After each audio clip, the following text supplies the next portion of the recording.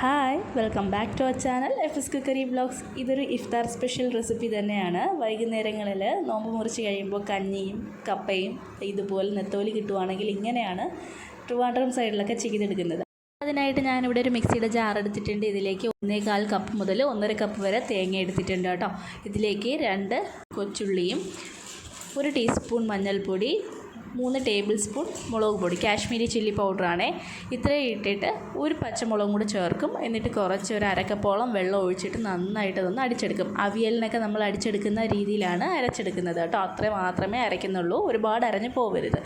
അപ്പോൾ അതവിടെ മാറ്റി വെച്ചിട്ടുണ്ട്. ഇനി വേറൊരു പാത്രം എടുത്തിട്ട് ഈ അരപ്പ് മുഴുവനും അതിനകത്തോട്ട് ഇട്ട് കൊടുക്കുക. ഒന്ന് പച്ചമുളക് കീറിയത് ഇട്ട് കൊടുക്കുക. പിന്നെ നമുക്ക് ഈ ഒരു റെസിപ്പിക്ക് കുറച്ചധികം കൊച്ചുള്ളിയാണ് വേണ്ടത് കേട്ടോ. അത് ഞാനിവിടെ ഒരു 10-30 എടുത്തിട്ടുണ്ട്. അപ്പോൾ അതും എടുത്തിട്ടുണ്ട്, അത് ചെറുതായിട്ട് അരിഞ്ഞിട്ടിട്ടുണ്ട്. ഇനി ഞാനിവിടെ ഒരു വലിയ നാരങ്ങ വലിപ്പത്തിലാണ് പുളി എടുത്തിട്ടുള്ളത്. അത് കുറച്ച് വെള്ളത്തിൽ കുതിരാൻ വെച്ചിട്ട് ഇതുപോലെ പിഴിഞ്ഞെടുത്തിട്ടുണ്ട്.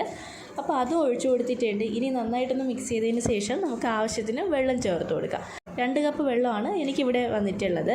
ഇനി ഇതിലേക്ക് 1 ടേബിൾ സ്പൂൺ ഉപ്പും കൂടെയാണ് ഞാൻ ചേർത്ത് കൊടുക്കുന്നത്. അത് നന്നായിട്ടൊന്ന് കലക്കിയെടുത്തിട്ട് കുറച്ചധികം കറി ലീവ്സും കൂടെ ഇട്ട് കൊടുക്കുക.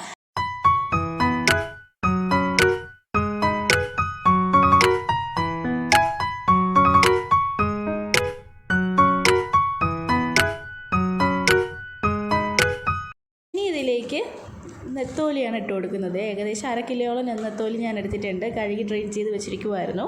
അതും കൂടി ഇട്ടൊന്ന് മിക്സ് ചെയ്തിട്ട് നമുക്കിതാ ഫ്ലെയിം ഓൺ ചെയ്ത് അടുപ്പത്തോട്ട് വെച്ച് കൊടുക്കാം. മീഡിയം ഫ്ലെയിമിലിട്ടിട്ടാണ് കേട്ടോ കുക്ക് ചെയ്തെടുക്കുന്നത്. അപ്പോൾ ഇത് നന്നായിട്ടൊന്ന് വറ്റി വരണം കേട്ടോ. അതാണ് അതിൻ്റെ ഒരു പരുവം. മൂടി വെച്ച് നമുക്ക് കുക്ക് ചെയ്തെടുക്കാം. പെട്ടെന്ന് തന്നെ ആയി കിട്ടും. അപ്പോൾ ഇതിവിടെ റെഡി ആയിട്ടുണ്ട്. അപ്പോൾ നമ്മുടെ ചാനൽ ആദ്യമായിട്ടാണ് കാണുന്നുണ്ടെങ്കിൽ വീഡിയോ ഇഷ്ടമാവുകയാണെങ്കിൽ സബ്സ്ക്രൈബ് ചെയ്യാത്തവരൊന്ന് സബ്സ്ക്രൈബ് ചെയ്ത് സപ്പോർട്ട് ചെയ്യണം കേട്ടോ.